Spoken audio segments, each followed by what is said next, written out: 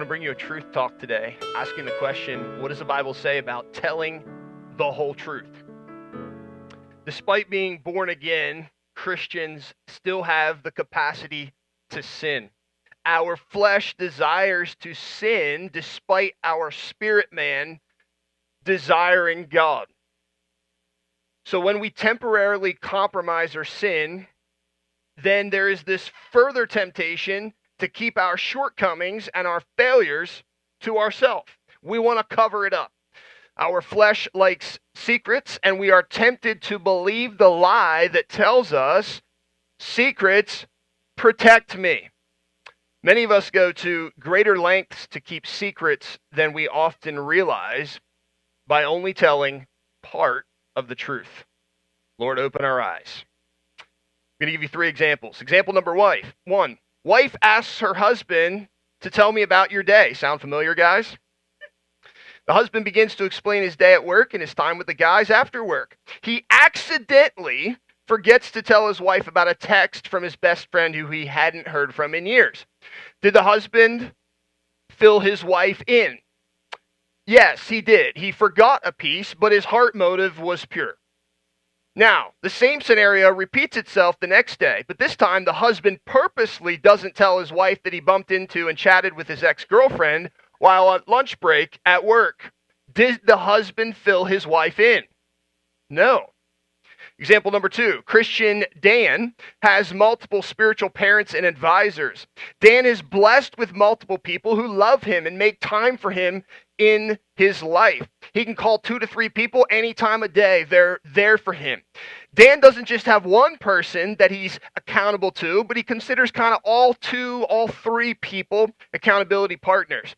So he frequently updates them on his life, but then one day, Dan compromises and falls into sin. He knows it's wrong, and he's ashamed, and he's tempted to pull back. So he does. He doesn't reach out, and he lives under shame. The problem is, in this scenario, is that his counselor number 1 doesn't think much of this because, well, Dan must be talking to number 2 and 3. And then number 2 assumes that Dan is talking to number 1 or number 3. When in reality, Dan has used the multiple counselors to his advantage. And he has pulled himself back because he's really not telling the whole truth. He's really not under authority. So on the outside, Dan appears to be very spiritual. He has multiple counselors. He has multiple spiritual parents. However, he's never committed to a life of transparency to at least one person that would know everything about him. And so when questioned, Dan is able to skirt the question and say, oh, I'm not sure. I must have forgot. I must have told someone else. And so there's an opportunity to not tell the whole truth. Example number 3, a child caught sneaking popsicles. The parent asked the child if they had eaten 3 popsicles, and the child says no, because they ate 4. The child's correct. Did the child tell the truth? No. These examples are not far-fetched, brothers and sisters. We are all tempted, but what does God say about this? Truth number 1, partial truth is not the truth. Deliberately withholding information from people that should know is manipulation and it's deception. In Leviticus 19:11, God commands us saying, do not deceive one another. When we deliberately tell part of the story and leave personal details out, we are in very dangerous waters. Partial truth is manipulating people, information, and situations. So intentionally sharing partial truth is intentionally lying. Partial truth can only bring partial healing into our lives, and so it's dangerous. Truth number 1 is partial truth is not the truth. Truth number 2 is that partial truth hurts me. Our flesh doesn't want us to know this.